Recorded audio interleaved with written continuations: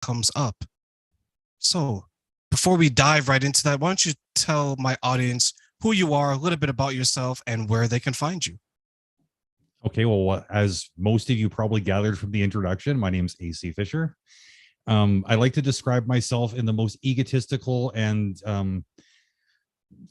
I guess like the best possible light I can give myself to say I'm an inspirational speaker, I'm a podcaster, an activist, a philosopher, a writer, a romantic, and a producer. Um, that's my little like uh, pre concocted intro, anyways.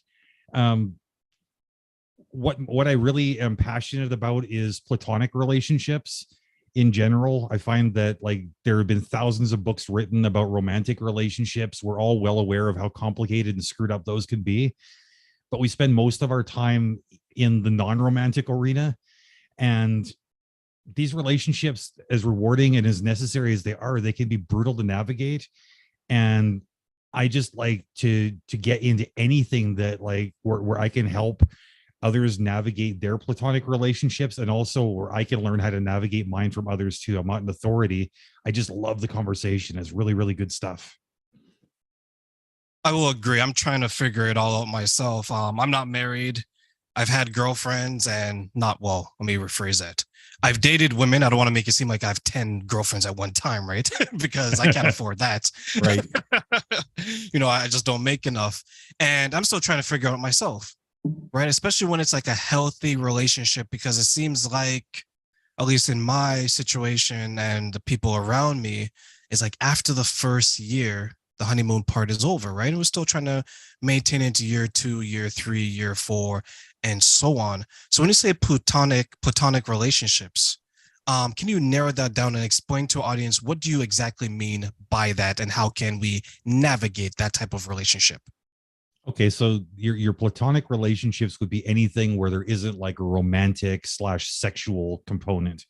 Like your relationship with your parents, your siblings, um, your kids, whichever friends you have that you're not sleeping with,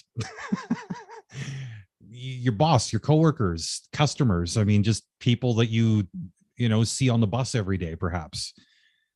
Um, Really, I mean that's these are the relationships that dominate the majority of our social landscape. But so few of us have any idea like what we're doing there. We just kind of like we hope for the best. Somebody steps on our toes, and then I hate you. I think that is wise because, as you mentioned, the romantic side, you may have one at a time, right? But the Right. platonic relationships, you have so many. As you mentioned, you have your parents, your brother, your sister, your aunt, your uncle. And then for those who are in the workforce, you have so many potential platonic relationships because you're interacting with different types of people. Is there like a struggle to understand maybe the types of boundaries that people should set when it comes to these types of relationships, and understanding how to keep people close enough but not too close? I think boundaries are a struggle in most relationships, but I think they're especially challenging when you're dealing with your platonic relationships because, like I mentioned before, the romantic relationships, we think about them a lot. We discuss them a lot. There's tons and tons of resources available to tell you what reasonable boundaries are and aren't. But when you're dealing with your circle of friends, I mean, even an antisocial person is going to have a couple of friends. A very social person may have dozens. Each one of these relationships is going to come with its own set of demands. And as people, unfortunately, like we're not typically in the habit of agreeing upon or discussing or negotiating boundaries right up front. We tend to want to assume what is and isn't okay based on our personal preferences. That whole golden rule thing, right? Do unto others as you would have them do unto you. But the problem is the golden rule doesn't really work so well. We should be trying to do unto others as they would have us do unto them. And we can't know what that is without having like a dedicated conversation or series of conversations about it. And unfortunately, these conversations, they just don't seem to come up until a huge conflict has arisen. I was telling someone the other day that as children, we are taught how to speak, but as adults, we're not taught how to communicate. And that highlights a point that you're saying where the only time we want to have a conversation with someone is when it hits the fan. For example, AC, I lent you my car and you crashed it. Then we're having this big conversation. Oh my God, how can you do that? But we should have had a conversation beforehand. Were there situations for yourself, maybe where you, looking back, should have had those types of conversations to make sure that things went a lot smoother in your life? Oh, absolutely. Like I had a rather heated exchange with a close friend of mine a couple of years ago. He thought that he was being very supportive of me in my I'll say like relationship challenges with my ex-wife. Now, what I had needed from him was just a sympathetic ear, somebody to say, look, I'm feeling frustrated. These are the reasons why. I didn't tell him that up front. I just assumed that he would know. So when he started feeding back and saying, you know what, well, she's actually not a very nice person. The reality is, I've never liked her. You don't deserve to put up with this crap. I was really, really offended by these things. So I'm thinking, look, I'm not trying to drag this woman. She's the mother of my child. I care for her a great deal. I am frustrated, but how dare you insult her? But I mean, like, he, by any reasonable standards, was just being a good friend by his estimation. That I needed something a little different or unusual in the situation. I mean, ultimately, I couldn't put the entirety of the blame on him. I could have and should have said right up front, look, this is what I need from you right now. I think as men, we've all been there because you go to your friend and sometimes they'll be brutally honest and you don't realize that they don't actually like the person that you're dating or that you're married to. And they put on a good front and they'll be respectful enough, which is good too, right? That's a mark of a good friend where you can bring someone around. They're like, well, I don't really know about this person, but they will still be the best man at your wedding. They'll still be very supportive. There'll still be things like that. And I wonder sometimes, did you feel that you're opening like Pandora's box when you went to this friend and he said these things and you're like, my God, is this how you really feel about the person I married and have a child with? Yeah, there were definitely like those times, especially like in retrospect, man, it like explains so many things about why, like if I would go to him to have a certain conversation, instead of getting like a clearly defined response, he would just sort of bite his lip and then take a deep breath. But what you were mentioning about how like your friends show you respect. I mean, it just sort of like sparked the thought in my mind. It's like, man, you really don't know what friends and family think about your romantic interests until after you break up. Like they'll give you little hints up front. They'll try to look for the upside, like, oh, she seems nice. She's got a nice car. They don't tell you like, I hate her freaking attitude. She's opinionated, and I just want to erase her face until 10 years later, divorce, children, real estate being split up.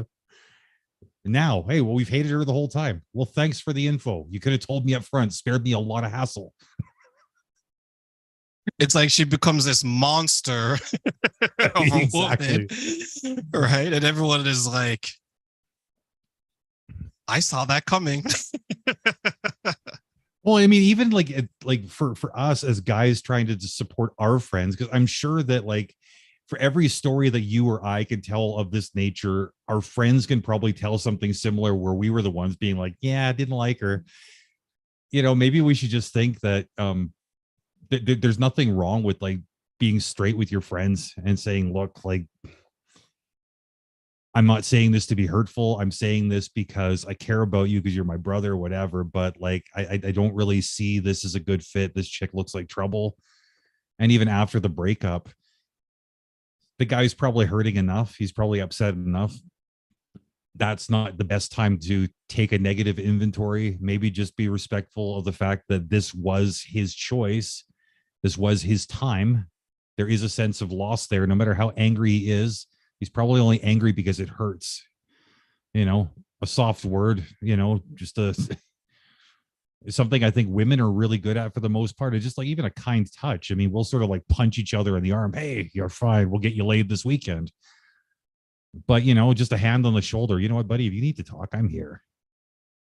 Even if I you got to agree. pull the guy aside so you don't look like, you're not ruining your macho image, right? There's a way to do it. I agree. I think women are a lot better at that because they will say up front, this guy's a jerk. Mhm. Right? And if the woman, if their friend decides to continue forward, then that's fine. And, but at least in my experiences, if you don't get along with the friends, they will make it known Oh, that yeah. they don't like you. Right. And I remember a time where I'm not friends with them now, probably why, but there was two of my male friends. And I had that type of conversation with them where I said, hey, um, they're dating this person. And I just mentioned to them, I was like, this person that you're dating, just so you know, they've been with this many people who are not maybe in our circle, but in the circle outside of our circle. So still close enough, right? And they continue forward.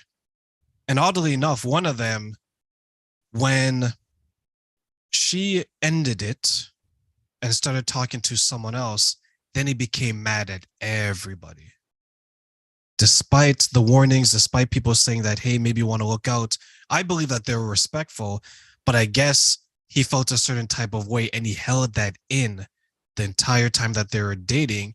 And at no point did I get the impression that they were exclusive, but maybe they were. And then when that situation ended, he began to lash out at the people around him. And I'm guessing if you were to hear that story, or if one of your friends were to go through that, what's maybe the type of conversation that you'd want to have with them to say, hey, it's going to be okay, but you still have to have that type of conversation? I, I've learned in recent years to take a much softer approach than maybe I have been naturally inclined towards, like when I was younger. Like I just turned 50 earlier this year. The last couple of years, I've really started looking at the world very differently. There's something about like realizing there's less days ahead than there are behind that makes you think, okay, maybe there's no time for all this nonsense. And part of the nonsense is these types of situations where, I've got something to say and I'm not really sure what the best words are to use. I used to just be like, you know what? Boom, here's like the hardest version of the truth in the least amount of words possible, and you can just sweep up your own pieces when I'm done. But now I don't know, when I got a friend who's going through a rough time, I'm not hesitant to say, you know what, like, do you need a hug? Do you need a sympathetic ear? Like, do you need somebody to be angry with? Like, just tell me what you need. And like, if I'm at all capable, like, you're not going through this alone. Anything you need in the moment, day or night, please know that you can just reach out and I will be there with you or for you, whatever. If something comes up that you can't handle, I'll even be there instead of you. But I am here. Just tell me what you need. For those who are watching on Facebook, YouTube, and my social media, please continue to follow along, subscribe, and share for more incredible interviews from my new best friend here, AC. And we will be back for more.